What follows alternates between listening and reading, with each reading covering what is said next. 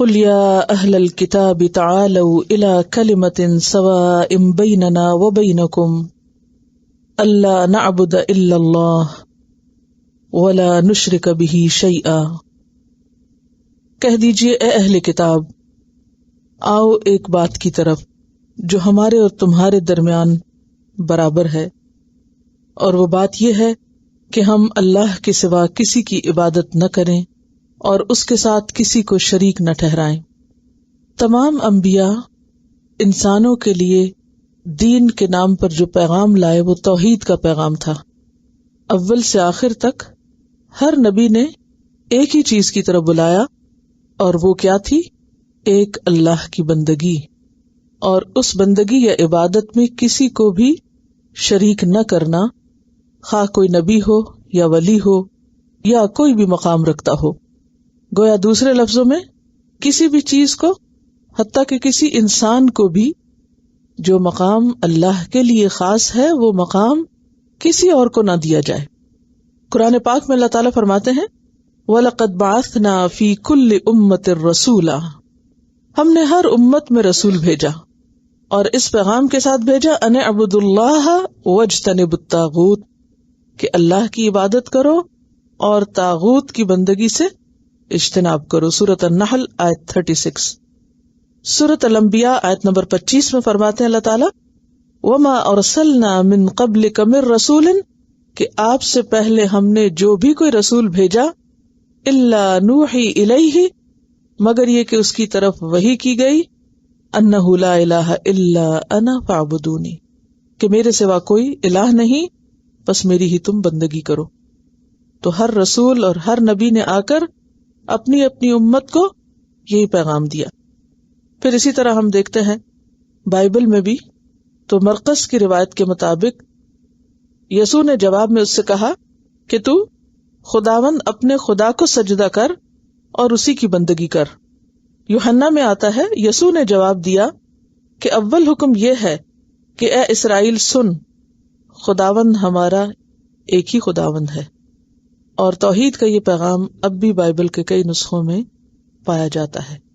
لیکن وقت گزرنے کے ساتھ ساتھ جب لوگوں کے دین میں بگاڑ آیا، انحراف آیا، تو انہوں نے شرک کی کئی قسمیں ایجاد کر لی، اور خصوصی طور پر جو اہل کتاب میں شرک آیا وہ آبجیکٹس کی پوجا یا پرستش تو نہیں تھی جیسے پتھروں اور پہاڑوں کی ایز سچ، لیکن ان کے اندر انسان پرستی کا شرک آیا، یعنی انسانوں کو پوجنے کا، انسانوں کو بڑا ماننے کا، اور پھر ان کو ایک ایسے مقام پہ پہنچا دینے کا کہ گویا وہ ہر خطا سے پاک ہیں، اور ان کا قول یا ان کا حکم حرف آخر ہے، ایسے ہی جیسے اللہ کا حکم ہے۔ یعنی جب بھی کوئی کسی کو ایسا مقام دے گا کہ اس کا حکم خدا کے حکم کے برابر سمجھے گا یا اس جیسا سمجھے گا، تو وہ ایک طرح کے شرک کا ارتکاب کرے گا۔ اور خصوصاً دین کے معاملات میں، حلال حرام مقرر کرنے میں، شریعت ایجاد کرنے میں۔ مثلاً سورۃ الشورى آیت 21 میں آتا ہے ام لہم شرکاء شرعوا لہم من الدین ما لم یأذن بہ اللہ، کیا ان کے کوئی ایسے شریک ہیں جنہوں نے ان کے لیے دین کے طریقے ایجاد کیے جن کی اللہ نے کوئی اذن یا اجازت نہیں دی، یعنی جو اللہ کی طرف سے نہیں؟ تو جو حکم اللہ کی طرف سے نہیں، غیر اللہ کی طرف سے ہے، پھر وہ غیر اللہ ہی کی شریعت ہے، اور وہ ایک طرح سے شرک ہو گیا، اللہ کے حکم کے مقابل آ گیا۔ پھر اسی طرح ہم دیکھتے ہیں کہ حضرت عدی بن حاتم روایت کرتے ہیں، حاتم تائی کے بیٹے ہیں عدی، کرسچن تھے، مسلمان ہوئے۔ وہ روایت کرتے ہیں کہ جب میں مسلمان ہوا تو میں نے آپ صلی اللہ علیہ وسلم سے یہ پوچھا کہ قرآن پاک میں یہ جو آتا ہے کہ اتخذوا احبارہم ورہبانہم اربابا من دون اللہ، کہ انہوں نے اپنے علماء کو، مشائخ کو اللہ کے سوا رب بنا لیا ہے، تو ہم ان کو رب تو نہیں مانتے، تو یہ ہم پر ایک طرح سے الزام ہے۔ تو آپ نے اس وقت یہ فرمایا علماء اور مشائخ اپنی مرضی سے تمہارے لیے حلال حرام کیا نہیں بتاتے تھے؟ یعنی علماء اور مشائخ اگر اپنی مرضی سے کسی چیز کو حرام کہتے ہیں اور کسی کو حلال کہتے ہیں تو کیا وہ ایسا نہیں کرتے تھے؟ اور پھر تم ان کے قول پر عمل نہیں کیا کرتے تھے؟ یعنی تم بھی اس کو ویسا ہی حرام اور حلال مان لیتے تھے؟ میں نے عرض کیا جی ہاں ایسا تو کرتے تھے۔ یعنی وہ خود سے چیزوں کو حلال حرام کرتے اور ہم بھی ان کو ایسے مانتے جیسے اللہ کا حکم مانتے ہیں. یہی تو ہے غیر اللہ کو رب بنانا. یہ ترمذی کی روایت ہے. کیونکہ قرآن پاک میں واضح طور پر اس چیز سے منع کیا گیا کہ مت تم کہو جس کو تمہاری زبانیں بیان کرتی ہیں جھوٹ میں سے کہ یہ حلال ہے اور یہ حرام ہے. سورۃ النحل آیت 116 میں آتا ہے کہ اللہ کے سوا کسی کو اختیار نہیں کہ وہ لوگوں کے لیے چیزوں کو حلال یا حرام قرار دے، حتیٰ کہ کسی نبی کو بھی اللہ نے اختیار نہیں دیا کہ وہ اپنی مرضی سے کسی چیز کو حرام کر دے. اسی لیے ہم دیکھتے سورۃ التحریم کے شروع میں آتا ہے یا ایھا النبی لم تحرم ما احل اللہ لک، اے نبی آپ اس چیز کو کیوں حرام قرار دیتے ہیں جو اللہ نے آپ کے لیے حلال قرار دی. تو حلال وہ ہے جسے اللہ حلال قرار دے، حرام وہ ہے جسے اللہ حرام قرار دے.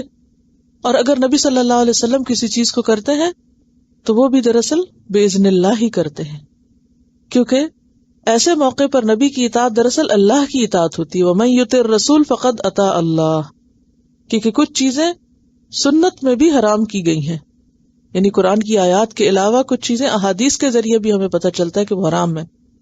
اب ان کی حرمت نبی صلی اللہ علیہ وسلم کی ذاتی پسند اور ناپسند پر مبنی نہیں تھی، بلکہ وہ دراصل وحی خفی کے ذریعے اللہ ہی کی طرف سے آئی تھی. تو اس لیے اللہ تعالیٰ نے پیغمبر کو بھی مطلقاً یہ اختیار نہیں دیا کہ وہ خود سے کسی چیز کو حلال یا حرام قرار دے دے. پھر اس معاملے میں یہ بھی دیکھیے کہ اگر پیغمبر کے بعد کوئی امام یا کوئی بزرگ یا کوئی عالم کسی چیز کو حرام قرار دیتا ہے، ناجائز قرار دیتا ہے، اور اس کے مقابلے میں صحیح حدیث آ جاتی ہے، تو کیا حکم ہے کہ اس کو چھوڑ دیا جائے اور صحیح حدیث کو لے لیا جائے. اور اگر کوئی شخص صحیح حدیث چھوڑ کر اس عالم کا قول یا کسی مفتی کا فتویٰ یا کسی فقیہ کا کوئی قول لیتا ہے تو یہ بھی اسی میں پھر شامل ہو جاتا ہے کہ اس نے اللہ کے رسول صلی اللہ علیہ وسلم کے حکم کے مقابلے میں اپنا حکم پیش کر دیا. اس نے تو شاید لا علمی میں کیا ہو، لیکن بعد میں اگر کسی کو علم ہو گیا اور پھر بھی کوئی صرف اس ضد اور تعصب کی وجہ سے کہ ہمارے امام نے کہا اور وہ سب اماموں سے بڑے امام ہیں اس لیے وہ غلطی کر نہیں سکتے، وہ تو معصوم ہے اور ان سے تو خطا ہو نہیں سکتی، تو یہ بات درست نہ ہوگی. کامل صرف اللہ کی ذات ہے، پیغمبر معصوم ہے، اس کے بعد باقی نیک انسان سب انسان ہیں. تو یہ بعدنا بعدن کی جو بات ہے، ہم میں سے بعض کی حرام اور حلال کا اختیار انسانوں کے پاس نہیں ہے، بلکہ وہ انسانوں کے خالق ہی کے پاس ہے. اسی لیے ہم دیکھتے ہیں کہ امام ابو حنیفہ رحمۃ اللہ علیہ کہتے ہیں کہ رسول اللہ صلی اللہ علیہ وسلم کی حدیث اور صحابہ کے قول کے مقابل میرے قول کو ترک کر دو. ٹھیک ہے، امام ابو حنیفہ نے کیا کہا کہ رسول اللہ صلی اللہ علیہ وسلم کی حدیث اور صحابہ کے قول کے مقابل میں میرے قول کو چھوڑ دو. یعنی اگر میں نے ایک فتویٰ دیا اور اس کے بعد پتہ چل گیا کہ نبی صلی اللہ علیہ وسلم کی بات یا صحابہ کی بات اس سے مختلف ہے تو تم میری بات چھوڑ دو اور ان کو لے لو، کیونکہ الصحابۃ کلہم عدول، تمام صحابہ جو ہیں وہ عادل ہیں، اور صحابہ کا قول جو ہے وہ کسی بھی اور عالم کے قول سے بڑھ کر ہے. کیوں بڑھ کر ہے صحابہ کا قول؟ کیونکہ انہوں نے حضور صلی اللہ علیہ وسلم کو دیکھا اور آپ کا زمانہ پایا اور آپ سے براہ راست علم لیا، تو اس لیے ان کی بات اور بعد کے کسی عالم کی بات برابر نہیں ہو سکتی. پھر اسی طرح ہم دیکھتے ہیں کہ امام ابو حنیفہ رحمۃ اللہ علیہ نے فرمایا کہ اذا صح الحدیث فہو مذہبی، کہ جب صحیح حدیث مل جائے تو وہی میرا مذہب ہے، وہی میرا طریقہ ہے. حضرت عائشہ رضی اللہ تعالی عنہا سے روایت ہے کہ مرض وفات میں رسول اللہ صلی اللہ علیہ وسلم نے دھاری دار کمبل سے چہرہ مبارک ڈھانپ لیا، دم گھٹنے لگا تو کپڑا منہ سے ہٹایا، اسی حالت میں فرمایا یہود و نصارہ پر اللہ کی لعنت، انہوں نے اپنے انبیاء کی قبروں کو سجدہ گاہ بنا لیا. یعنی انہوں نے انبیاء کی قبروں کو سجدے کی جگہ بنا لیا، یعنی ان کی عبادت کرنے لگے. یعنی یہ خرابی اور بگاڑ پہلی قوموں میں آیا. اس سے کیا پتہ چلتا ہے کہ صرف احکام میں ہی نہیں بلکہ عبادت کے جو خاص طریقے ہیں ان میں بھی اللہ کے ساتھ کسی اور کو شریک نہیں کیا جا سکتا. جیسے سجدہ ہے، جیسے رکوع ہے، جیسے تسبیح بیان کرنا ہے یعنی ذکر کرنا، یا پھر یہ کہ ان کے آگے جھکنا یا ان کی مکمل اس طرح اطاعت کرنا جیسے اللہ کی اطاعت کی جاتی ہے ہر چیز میں، تو یہ چیز بھی شرک میں شامل ہو جاتی ہے۔ تو اگر کسی پیغمبر کی قبر کو سجدہ کرنا جائز نہیں تو پھر اس کے بعد کس کی قبر کو سجدہ کرنا جائز ہو سکتا ہے؟ کسی کی بھی نہیں۔ تو یہ جو آیت ہے نا وَلَا يَتَّخِذَ بَعْضُنَا بَعْضًا أَرْبَابًا مِّن دُونِ اللَّهِ، اللہ کا حکم چھوڑ کے، اللہ کی بندگی چھوڑ کے کسی اور کی بندگی کرنا، کیونکہ ایک وقت میں یہ تو نہیں ہو سکتا آپ کسی قبر کو بھی کریں اور اللہ کو بھی کریں، یہ دو اکٹھے نہیں ہو سکتے، اکٹھا کرنا ہی شرک ہے۔ اسی طرح اللہ کا حکم ایک طرف چھوڑ کے کسی اور کا حکم لے لیں، یہ درست نہیں، یا رسول اللہ صلی اللہ علیہ وسلم کا حکم چھوڑ کے کسی اور کا لے لیں۔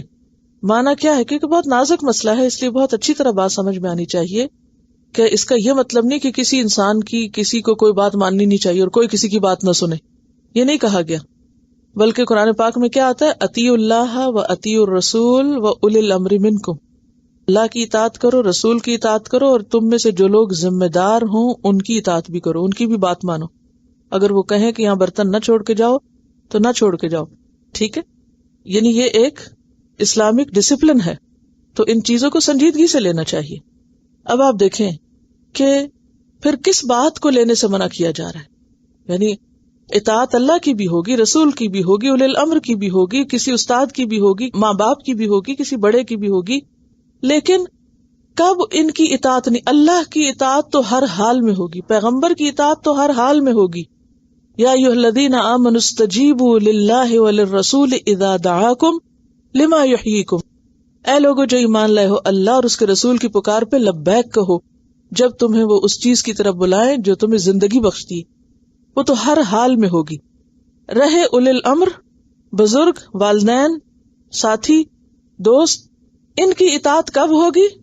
جب یہ اللہ رسول کی اطاعت کے تابع ہوگی، اس کے خلاف نہیں ہوگی، من دون اللہ نہیں ہوگی، اس سے ٹکراتی نہیں ہوگی، ان کو چھوڑ کر نہیں ہوگی کہ یہ دو سامنے آئے چیزیں، مثلاً والدین کی بات اور اللہ کی بات آمنے سامنے آئے تو انسان والدین کی لے لے اور اللہ کی چھوڑ دے، اس سے منع کیا جا رہا ہے۔ کسی بزرگ کی بات اور قرآن کی بات آمنے سامنے آئے تو انسان بزرگ کی بات لے لے اور قرآن کا حکم چھوڑ دے۔ کسی دوست کی بات اور اللہ کی بات یا رسول کی بات برابر میں آئے تو انسان کیا کرے؟ اللہ رسول کی چھوڑ کر اس دوست کی بات مان لے، یہ اطاعت منع ہے، ٹھیک ہے؟ حضرت علی کا قول ہے لا طاعت لمخلوق فی معصیت الخالق، کسی مخلوق کی اطاعت جائز ہی نہیں جہاں خالق کی معصیت ہو۔ ہاں اگر معصیت نہیں ہو رہی پھر حق ہے کہ اس کی بات مانی جائے۔ مثلا اگر ماں باپ کوئی ایسی بات کہتے ہیں جس میں اللہ رسول کی نافرمانی نہیں تو پھر کیا کرنا ہوگا؟ بات ماننی ہوگی۔ اور اگر وہ کوئی ایسی بات کہہ رہے ہیں کہ جس میں اللہ رسول کی نافرمانی ہے یا ان کے حکم کے خلاف جاتی ہے، اس حکمت اور مصلحت کے خلاف جاتی ہے، تو پھر والدین کی بات نہیں مانی جائے گی، اور نہ ماننے میں کوئی گناہ نہیں۔ اور صرف والدین نہیں، کوئی بھی ہو سکتا ہے، استاد بھی ہو سکتا ہے، کوئی عالم ہو سکتا ہے، کوئی بزرگ ہو سکتا ہے، کوئی فقیہ ہو سکتا ہے، کوئی اللہ والا ہو سکتا ہے، کوئی جن فرشتہ ہو سکتا ہے، کوئی بھی ہو سکتا ہے۔ اگر اس کی بات اللہ کی بات کے مقابل جا رہی ہو، رسول کی بات کے مقابل جا رہی ہو، تو پھر اس کی بات نہیں مانی جائے گی، اور اگر مانی گئی تو یہی نافرمانی، اسی سے یہاں روکا جا رہا ہے۔ تو یا اہل الکتاب تعالوا الی کلمۃ سواء بیننا وبینکم، یہ سارے پیغمبروں کی تعلیم تھی، اس کا خلاصہ ہے اللہ نعبد الا اللہ، کہ اللہ کے سوا کسی کی عبادت نہ ہو، ولا نشرک بہ شیئا۔ اب اس میں آپ دیکھیے دو چیزیں، پہلے یہ کہ صرف اللہ کی عبادت یہ کافی نہیں، صرف اللہ کی عبادت کافی نہیں، کیا ضروری ہے؟ ولا نشرک بہ شیئا، کہ اس کے ساتھ کسی کو شریک نہ کیا جائے۔ اسی لیے کیا کہا گیا؟ ایاک نعبد، صرف تیری ہم عبادت کرتے ہیں، یعنی تیرے ساتھ کسی اور کو شریک نہیں کرتے۔ اور ولا نشرک بہ شیئا ولا یتخذ بعضنا بعضا اربابا من دون اللہ، اور ہم میں سے کوئی کسی کا رب نہ بنے۔ رب بننا کیا ہے؟ اس کی اطاعت کرنا، اللہ کی اطاعت کو چھوڑ کر، یعنی خالی کسی کی اطاعت منع نہیں۔ کس اطاعت کو منع کیا گیا؟ من دون اللہ، شرط ہے اس میں، اللہ کی بات کے مقابل نہیں کسی کی بات ماننی. شوہر کی اطاعت بھی بیوی پر لازم ہے. کون سی؟ جو معروف میں آتی ہو. مثلاً اگر وہ کہے کہ تم نماز نہ پڑھو تو یہ نہیں آپ مان سکتے، لیکن اس کا یہ مطلب نہیں کہ انسان گھر میں فساد شروع کر دے. یعنی حکمت کے ساتھ انسان اس کو بھی دین کی طرف لائے. اسی طرح اگر وہ کہے حجاب نہیں کرنا تم نے، تو یہ بات نہیں مانی جا سکتی کیونکہ اللہ کی بات کے ساتھ ٹکرا رہی ہے. اسی طرح اور کوئی خیر و بھلائی کے کام سے وہ روکے تو اس میں اطاعت نہیں ہوگی. باقی جہاں تک معروف چیزیں ہیں جو دین سے ٹکراتی نہیں ہیں تو وہاں اس کی بات مانی جائے گی. فَإِن تَوَلَّوْا، پھر اگر وہ منہ موڑ جائیں. کس سے منہ موڑ جائیں؟ اس کلمے سے جس کی طرف بلایا جا رہا ہے. فَقُولُوا اشْهَدُوا بِأَنَّا مُسْلِمُونَ، تو تم کہہ دو کہ ہم تو مسلمان ہیں. تو یہاں پھر مسلمان ہونے کا مطلب کیا پتا چلا آپ کو؟ مسلمان کس کو کہتے ہیں؟ فرما بردار، اطاعت گزار، سبمٹ کرنے والا، اللہ کی بات ماننے والا. اور صرف اللہ کی بات نہیں، غیر اللہ کی بات کو نگیٹ کرنے والا. یہاں ایک اور بات بھی ذہن میں رہے کہ صلح حدیبیہ کے بعد نبی صلی اللہ علیہ وسلم نے اس زمانے کے حکمرانوں کو، جن میں ہرقل قیصر روم، مقوقس حاکم مصر اور کچھ دیگر بادشاہان اور ملوک تھے، جن کو اسلام کی دعوت دی تھی، خط لکھ کر خطوط لکھے تھے. ان میں آپ نے اسی آیت کو بنیاد بنایا تھا.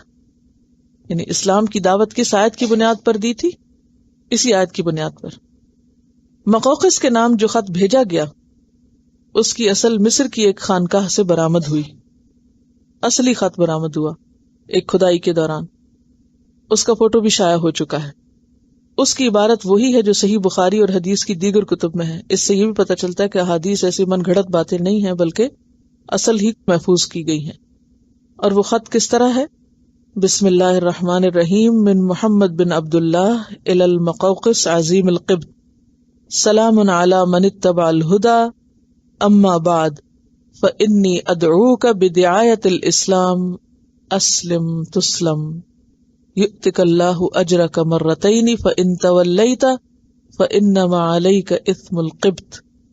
اس کے بعد یہی آیت لکھی، قل یا اہل الکتاب تعالوا الی کلمۃ سواء بیننا وبینکم. تو اس سے کیا پتہ چلتا ہے؟ لوگوں کو اور خاص طور پر اہل کتاب کو اسلام کی طرف بلانے کا طریقہ کیا ہے؟ Common grounds. آؤ ان باتوں پہ جو ہمارے اور تمہارے درمیان ایک ہے. پھر دیکھتے ہیں اختلاف کو، اور اس کے لیے کیا حکم ہے؟ اللہ رسول کی طرف لوٹ جاؤ. وہ مانو جو اوتھینٹک سورسز اور دلیل کے ساتھ ثابت، اور جھگڑا چھوڑ دو. اور اسی میں ہم سب کے لیے بھی سبق ہے. کیا؟ نہ صرف یہ کہ باقی لوگوں کے ساتھ جب بات ہو، بلکہ ود ان مسلمز جتنے جھگڑے اور فرقہ واریت اور گروہ بندیاں اور ایک دوسروں سے نفرت کہ جتنے اسباب ہیں سب ختم ہو سکتے ہیں اگر شرع صدر کے ساتھ، کھلے دل کے ساتھ سب اس پر اتفاق کر لیں کہ ہم سب اللہ کی بات کو مانیں گے، اس کے بعد نبی صلی اللہ علیہ وسلم کی بات کو مانیں گے، اس کے بعد صحابہ کرام کی بات، پھر علماء امت میں سے جس کی بات ان کی بات کے قریب تر ہوگی اس کی بات. تو یہاں آ کر سارا جھگڑا ختم ہو سکتا. لیکن اگر ہر کوئی کہے نہیں یہ میرا بڑا ہے اور یہ میرا بزرگ ہے اور میں اس کی بڑی عقیدت رکھتی ہوں اور میں نے اس سے پڑھ رکھا ہے اور میری یہ آئیڈیل ہے اور میرا یہ، پھر نہیں کبھی جھگڑا ختم ہو سکتا. یہ آئیڈیل بنانا ہی دراصل شرک کی طرف انسان کو لے جاتا ہے. یہی شخصیت پرستی کہ جس میں انسان آنکھیں بند کر لے اور اس کے خلاف کچھ نہ سنے، اور خواہ اس بات کے پیچھے جو کسی نے فرمائی ہو کوئی دلیل نہ ہو. ہاں اگر کسی نے دلیل سے بات کہی ہے تو پھر تو آپ سن سکتے ہیں. یعنی شیخ ہے، کوئی استاد ہے، کوئی بھی آپ کو ایک بات قرآن کی آیت سے یا نبی صلی اللہ علیہ وسلم کی حدیث سے پڑھ کے سنا رہا ہے تو خواہ وہ بول ایک انسان رہا ہے لیکن وہ خود کچھ نہیں کہہ رہا، وہ ریفرنس کے ساتھ بات کر رہا ہے تو کوئی حرج نہیں، لے سکتے. لیکن اگر قرآن کچھ کہہ رہا ہے اور شیخ صاحب کچھ فرما رہے ہیں، حدیث کچھ کہہ رہی ہے اور عالم صاحب کچھ اور فرما رہے ہیں اور اس پہ جڑے ہوئے کہ نہیں چونکہ یہ ہمارے بزرگوں نے اور فلاں امام نے کہی تھی اس لیے یہی بات لی جائے گی، تو یہ بات اور یہ طریقہ استدلال درست نہیں، یہ تعصب پر مبنی ہے. اور ہر شخص کو پھر اپنا حساب خود دینا ہے.